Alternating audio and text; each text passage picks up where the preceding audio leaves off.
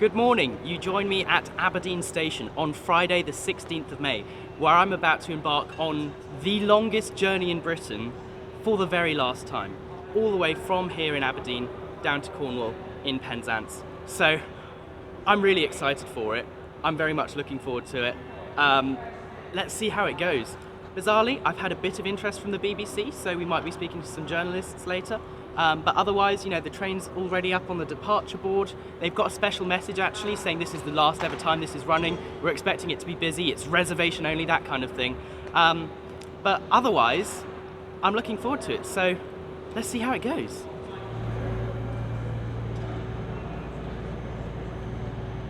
All right, the train's just arrived behind me, so I think we should go and get on.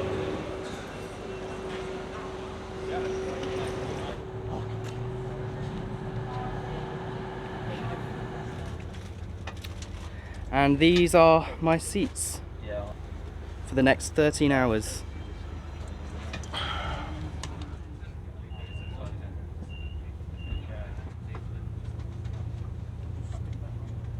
And we're off! Hey! Bang on time as well.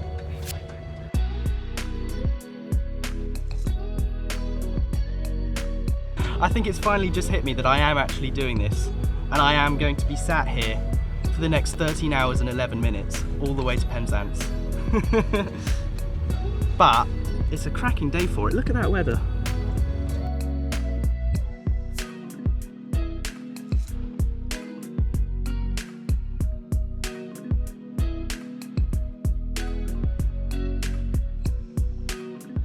So here we are at Stonehaven, first stop.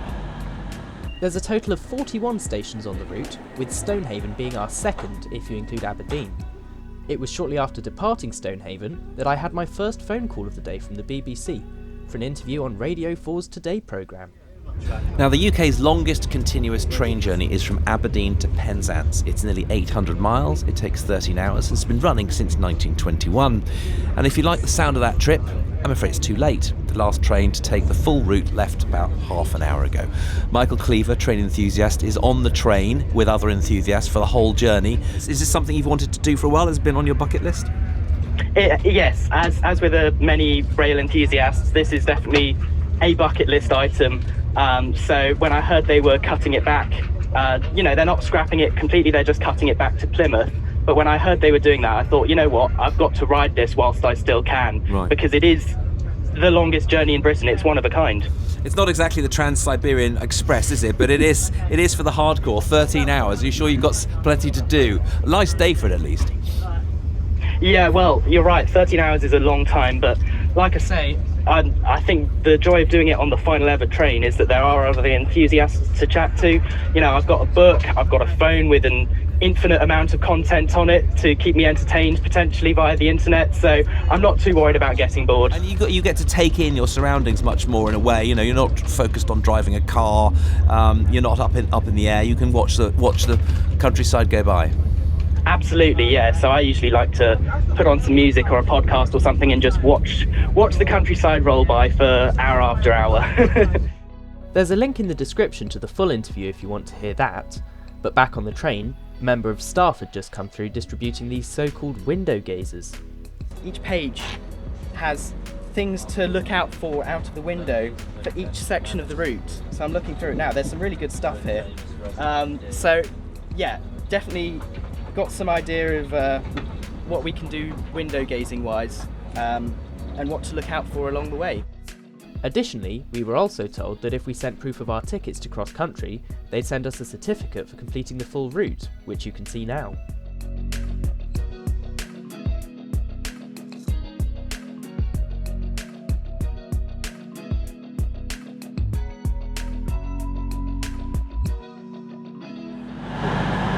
We're here for about 3 minutes. Apparently, actually, this train, although it takes the end-to-end journey is about 13 hours, apparently about 2 hours of that is spent just stationary in stations like this, which is pretty cool.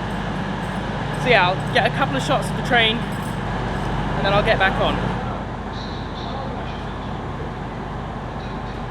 Pulling out of Dundee, we pass over the beautiful Tay Bridge. At a length of more than 3 kilometres, It's the longest bridge we'll pass over on our journey today, and is famous for having a previous iteration of its design collapse in 1879, killing around 60 people. Thankfully, today's bridge is much more stable, and has been standing strong since 1887.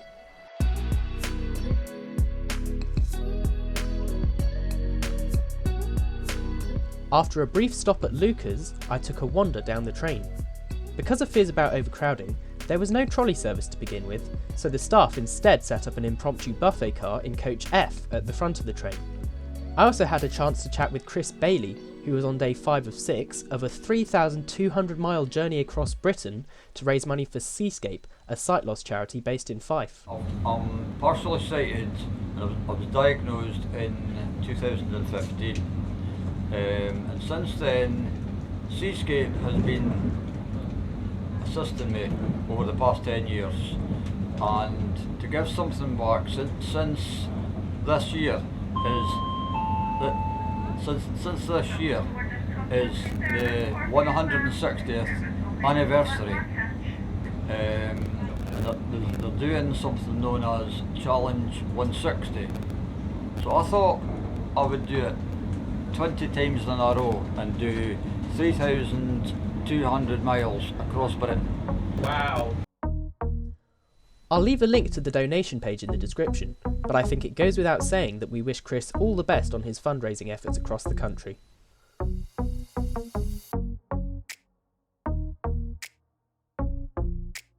A little bit of reading later, and the fourth bridge started looming into view, meaning that Edinburgh was drawing nigh.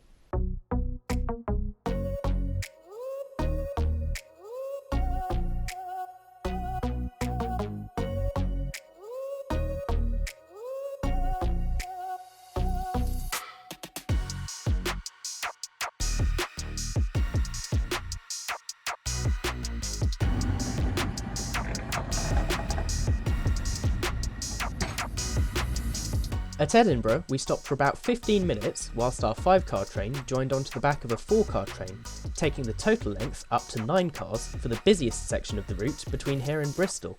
We also took the opportunity to restock on food supplies and do a crew changeover. There were multiple rotations of staff across the 13-hour journey, but all of them were absolutely superb and did an excellent job of keeping us all happy, and crucially fed, for the duration of the trip.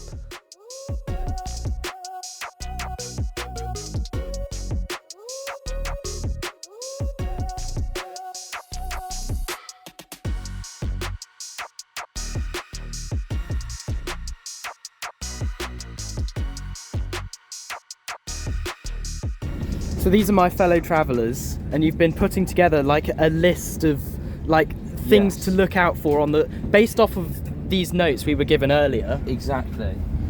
You've been putting together like a list of all the major things to keep an eye out for. Yeah, so I've got a bit of a diary going on about the things we're seeing. Then Tom over here he's ahead of the game. So what he's done is he's already looked ahead and he's written down all the attractions, and then as you can see, when we see it, such as the Royal Wall Bridge, it gets a big tick. So the Riverhound Viaduct should be up next, and that should be receiving a tick shortly. That's the plan anyway. That's amazing. You're much more organised than I am. I've just sort of turned up here and I'm just riding the train and we'll see what happens. But you've been making notes and you know what to expect. see if we're this organised in about 3 hours time. Yeah, we might be completely exhausted by then. Aided by my new tour guides, we caught a brief glimpse of Lindisfarne Castle in the distance, before making a quick stop at Alnmouth Station. After which I had my second phone call of the day from BBC Radio Scotland, but unfortunately this one didn't go quite as well. Well, we join one of the passengers on board. Michael Cleaver is on that train today, and he is one of the train enthusiasts taking the last journey. Michael, afternoon to you. Good afternoon. And have you done this journey before? No, I've never done this journey before, so it's the first time for me. So the first time for me is exactly, it's the first and the last. So I was a little bit apprehensive, last night of what if the train gets cancelled, what if something goes wrong, because there's no chance for a redo. But thankfully everything seems to be going to plan. We seem to be more or less running to time, and the train's not massively overcrowded, so it's going pretty well so far. And what made you want to be part of this train's final journey? Well, it's a pretty historic moment. Like you say, this service has existed for many Oh, I years. think that's just breaking up a little bit. We'll see if we can just come back to you. Let's just hear something else for the meantime, Michael. Well, let's go back to Michael now and hope the line's a little bit better. I know you've got the old excuse that you're on the train, Michael. Just remind us of why this is such a big deal for you. Hi there, Michael. No, I think we have actually lost Michael. Well, sod's law, isn't it, that you speak to somebody live on a 13-hour train journey and we lose the line to them. But 4 hours in, I think rather him than me maybe on 13 hours cross-country to Penzance today. No. No. This is bad timing. Oh yeah, that's right.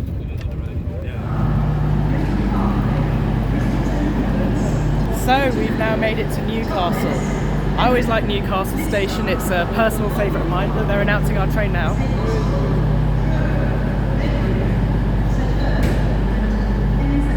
That's this one here.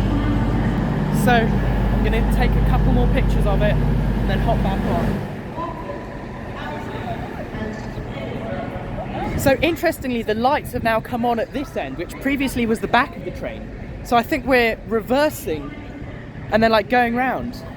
I think the reason for that is that when we joined with the extra 4 carriages at Edinburgh, they joined onto the front of the train. So if they detach from the front of the train, they'll be in the way. So when we detach from them at Bristol, they'll be at the back. I think that's the reason. But yeah, I'm pretty sure that means we're going to be reversing out of Newcastle.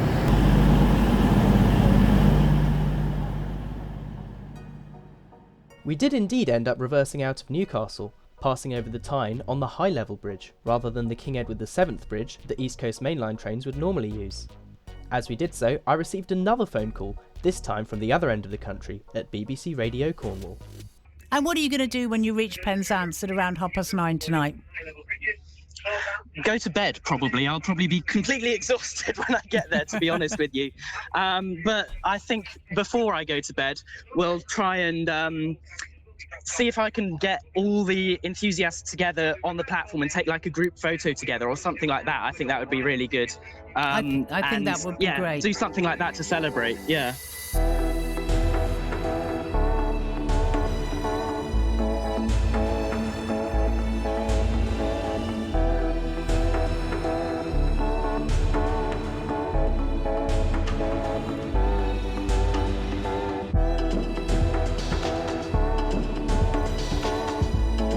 So, leaving Darlington now, the next stop is York, where our first guest, I suppose, is joining us. Obviously, these gentlemen, hi, have been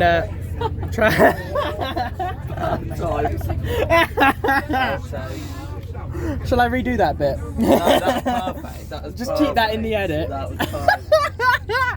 About 10 watts. These gentlemen have been joining me all the way from Aberdeen, but at the next stop we're having someone joining us just for the one stop, just between York and Leeds. Rail Natter people, you'll know who it is, but I'm looking forward to seeing him.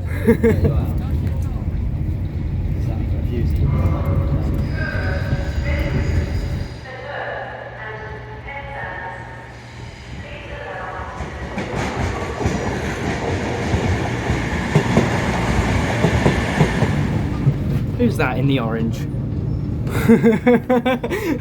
Who's that in the orange? You made it! Nice to see you. Let's get on a train. We've got a few minutes. Yeah, we've got a bit of time. It's funny, everyone seems to be... If this happens, they'll have the train's empty, so Yeah. normal people, when you're watching this after this is completely relevant, sit at the back. Us weirdos at the front. So I get to introduce you to the place that's been my home for the last like 5 hours now. I've been travelling on these trains since they first appeared. Interesting enough, these trains, well, not this one, this is an Avanti one, but I was travelling on them from Aberdeen southwards when I was quite young, when they were first introduced. They're very shiny, and down here you could actually plug. Yes, I haven't. You got actually earphones filmed to this plug yet, but in. Yeah. And you could listen to like weird Virgin Radio type situations. Very, very strange. What's fun is that you have so many more hours of journey. What is it, 9:30 you get into Penzance? Yeah. Yeah, 9:30. What is it? It's 10 to 2 at this point. I've travelled. We've travelled from Devon. Yeah, so we went up from Devon in the first place. So we did it yesterday. Yeah. So you're just going back on yourself? Yeah, so going back. We're built for this. Yeah. I used to do Aberdeen to Devon and Aberdeen to Cardiff actually to see family, and when I used to do it on my own actually when I was under the age of 16 and just travelling on train on my own on long distance, and it was alright. It's a delight. It's kind of fun, isn't it? It's an adventure. It's the whole delight of rail travel. You can sit there and look out the window. It's nice. Helps with exactly. There was if you want to see some.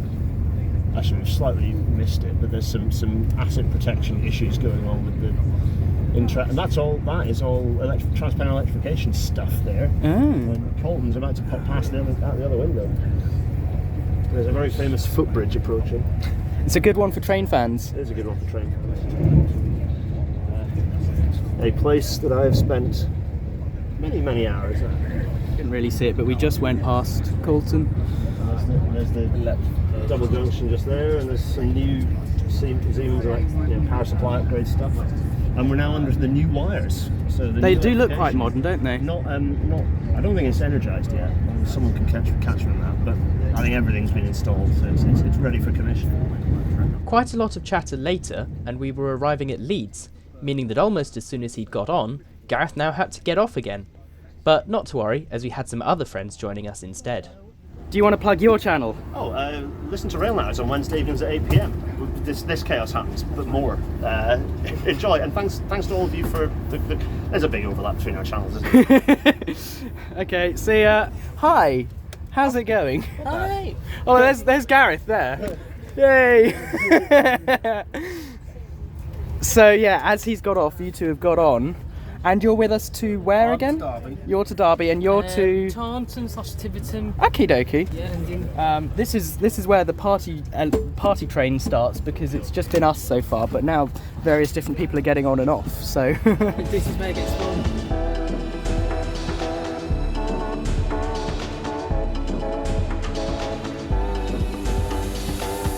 And so we started heading south down the Midland Mainline. All new territory for me, as I've never had a reason to visit this part of the country before. where are we? We are just passing Wath in South Yorkshire, former mining village, now lots of big factories, distribution centres. So this is 387 miles, exactly halfway from Aberdeen to Penzance. It has started to hit me now, actually. I've been on this train for quite a long time and I'm starting to get a bit tired, but I'm still in good spirits. I've got friends to chat to, I've got my book. So yeah, still in good spirits, but I am starting to feel the effects of being on a train for more than 6 hours now.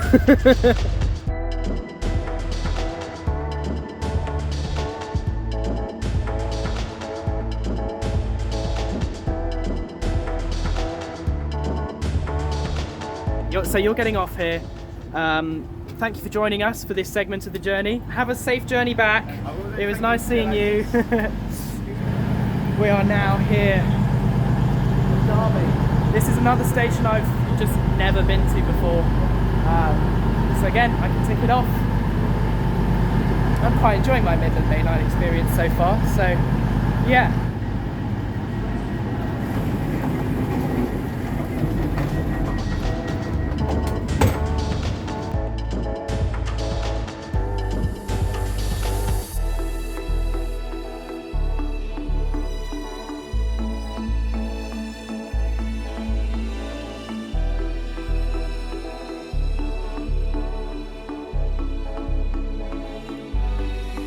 So, we are about 7.5 hours into the trip, and for the first time, the trolleys come through. I've had some long waits for the trolley to come through before, but never 7.5 hours. But it's nice to see that it's here, and it does exist in a form other than just stationary in Coach F. Yeah, just. So this is the future site of the HS2. You can see the viaducts that will carry the tracks one day. This is all where the station will be. if I stick my head out.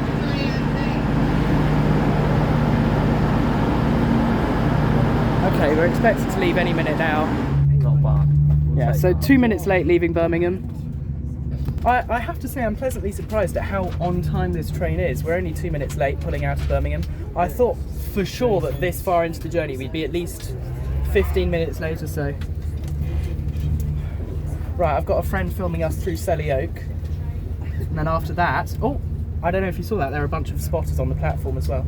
I've got a friend filming us through Selly Oak, and then after that, it's Cheltenham Spa, where the TfL Three will be joining us.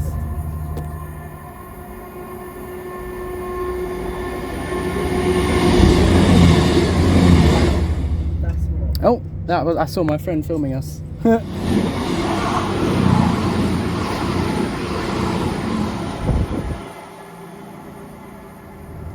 I didn't do much filming between Birmingham and Cheltenham, as I mostly just spent the whole time chatting with other people.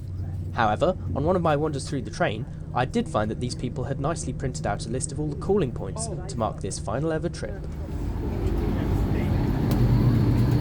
TfL Three, I take it. Hello. Hi, Good nice to see again. you all. How you doing? How you doing? Very well, very well. Nice to see you here. Yes, thank you. Right, shall we head through into the carriage? Absolutely. Next station, Bristol Park. Oh, and there's another line coming in over there. The Great Western Mainline. Uh-huh. There we go. South Wales. Oh, yeah, South Wales. My bad. Yeah, so it's me and the TfL Three and Jack. And then there's two more behind us. How you doing, guys? Yeah. Very well. We're all going slightly mad after being stuck on this train for so long, but it's good vibes. It's good vibes. It's nice to have you three here. It's an absolute honour. Yeah, some new energy to join you. Fresh energy. Exactly. It really is fresh energy. I've been stuck with these guys for a day and a half. It's nice to have some fresh change. If you weren't here, like, we would all just be asleep by now. I can't lie. But you're keeping us going. Well, we're glad to make a difference. So, almost at Bristol Parkway. Yeah. So, I'll see you when we get there. So just poke my head out super quickly. This is Bristol Parkway. Next stop, Temple Meads. We are now leaving Bristol Parkway. We didn't really film any of it because I don't care. I appreciate the honesty. I love that I got such a good reaction from you. Here is Ashley Down. I was there on opening day. Yep. You can check out that video in the corner up there. Yep. But honestly, you've seen all you need to see of Ashley Down. It is a bit boring. It's a bit cookie cutter. Yeah. So we're just pulling into Bristol Temple Meads now. You'll recall that at Edinburgh, they added an extra 4 carriages to the front of the train, and then at Newcastle we reversed, so those 4 carriages are now at the back, and now we're here at Bristol. We're going to split and basically leave those 4 carriages behind. So I imagine a bunch of people who want to go further will be getting off those 4 carriages and then getting on this front half of the train. But anyway, I'm going to head out onto the platform and watch the train split, and then head back on. We sit here for about 15 minutes, so it's a good chance to get some fresh air as well. So there's more cross-country trains there, GWR. We're in GWR territory. It's quite fun to think that we've travelled all the way from ScotRail territory through to Northern Territory, East Midlands Railway territory, West Midlands Railway territory in fact. Now we're in GWR territory for the rest of our journey through to Penzance. Let's watch the train divide.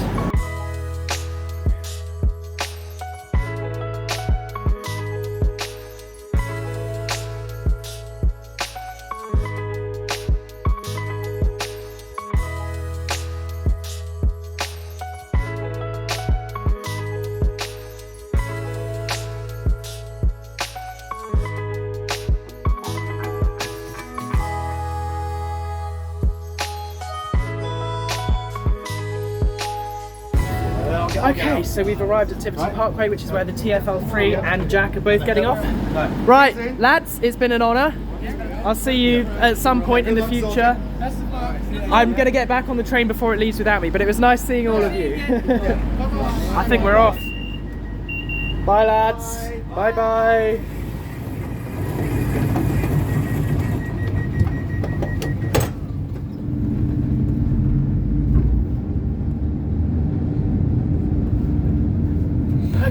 now they're gone, all that remains are the people, such as myself, who are mad enough to do the whole thing. We've got 3 hours left to go, assuming it runs on time, which it probably won't because apparently everything's gone to hell west of Plymouth. So, we'll see, but I'm going to head back to my seat now and settle in. Once again, I didn't do much filming between Tiverton and Exeter, but it was about this time of day, at 6:30, that a report went out on BBC Spotlight, using footage that I'd been sending them from throughout the day, as well as featuring appearances from both myself and Matt, one of my travel companions. A moment in rail history which has drawn enthusiasts from all over, including the West Country. So I travelled up yesterday. I made it just about as far as Dundee before I ran out of trains because I had to leave after work. So I got a few hours to look at a hotel in Dundee, then made my way up on the 5:45 to Aberdeen this morning. The fact that it is just the longest continuous journey in Britain, it's already for many years been a bucket list item for many rail enthusiasts such as myself. Again, there'll be a link to the full video in the description, but for now, let's return to the train journey where I was just arriving into Exeter.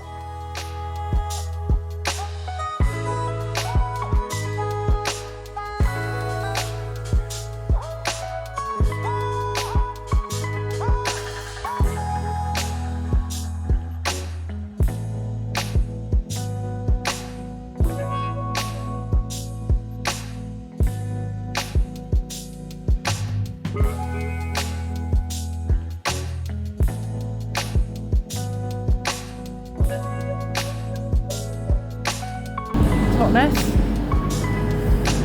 A lot of people have got off here, so the train's a lot more empty now.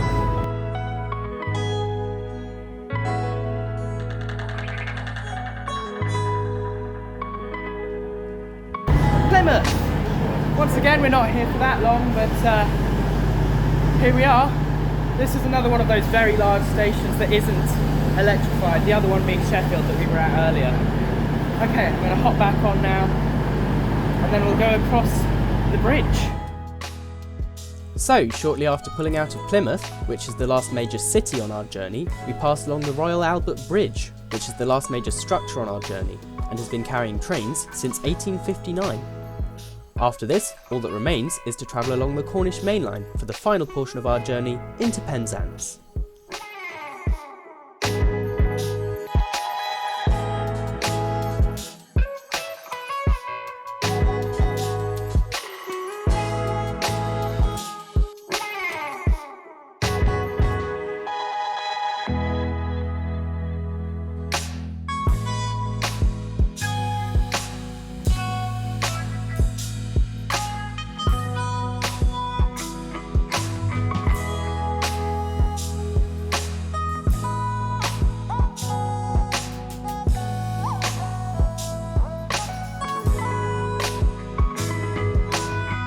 Bradbury, 2 more stops to go, but pretty soon we'll be at Penzance.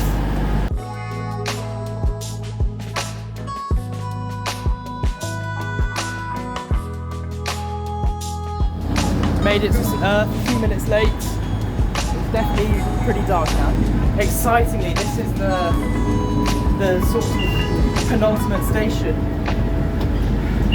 and I think a little treat's been organised between here and Penzance. So apparently, all the people who've been on the train all the way from Aberdeen are heading through into Coach A for a celebratory glass of champagne.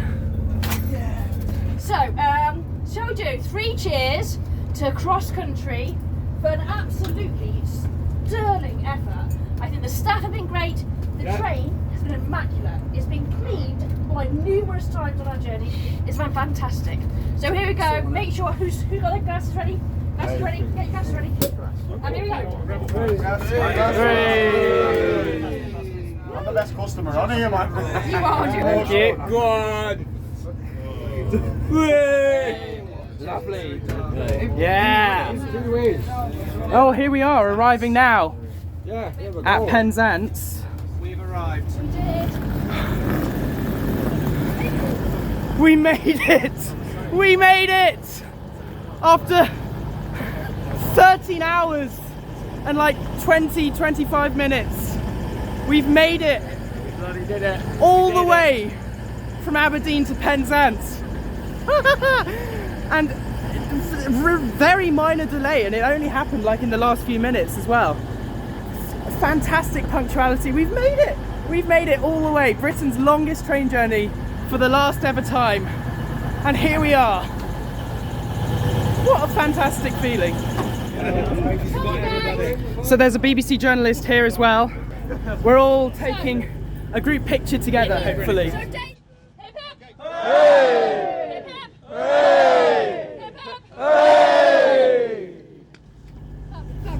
Fabulous, thank you guys.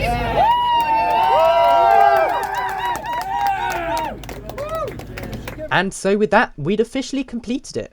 Almost 13.5 hours across Britain, from Aberdeen to Penzance, for the very last time, drawing a close to more than 100 years of rail history along this route. After this, we just about had time to do a few in-person interviews with BBC Cornwall's David Dixon. Again, these will be linked in the description alongside the other interviews I gave today. And whilst you're in the description, don't forget to check out Chris Baillee's Just Giving page. He's been on an absolutely tremendous journey, raising money for a really good cause, so it'd be absolutely great if this video could give it a little boost. So, we have made it to Penzance. We did it. We've done it. Oh, it's been a hell of a journey. Thank you everyone at home for joining us on this journey. Thank you to these guys for accompanying me, for Matt, Tom, my dad, and of course all the other passengers on the train. It was all fantastic. Everyone was amazing. I'm going to say thank you for watching. There's about to be things that appear on your screen that you can click to subscribe and watch other videos and do things. But yeah, thank you very much for watching. I hope you've enjoyed this video, and I hope you have a wonderful rest of your life. Cheers, guys. See ya. Bye. Bye bye.